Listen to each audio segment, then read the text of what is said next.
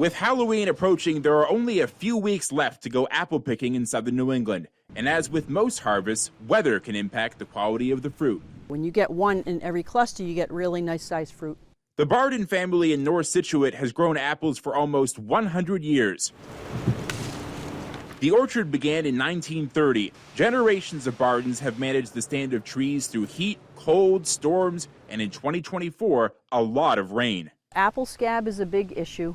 When it rains, it's constantly just dousing the fruit with wetness, and all of those conditions cause the fungus to just spread and spread and spread. Record rainfall to start 2024 in Rhode Island caused some challenges for apple orchards, but despite those issues, they still produce some great apples. It's great for growth, so the apples are pretty good size. 2023 was a more difficult year for apple growers in southern New England. Last year, we lost a lot to freeze, maybe 40 or 50%. Nearly half the crop lost to a freeze in May 2023. And later that month, the Barden family dealt a much more significant loss after a tragic orchard accident. It was my husband, and he passed away last May, the end of last May. And it was very challenging, and my family has really stepped up and helped a lot. And our staff has been tremendous. We couldn't have run this farm without all of them.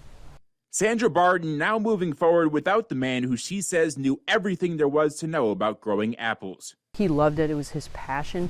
He just loved it. He did so much homework.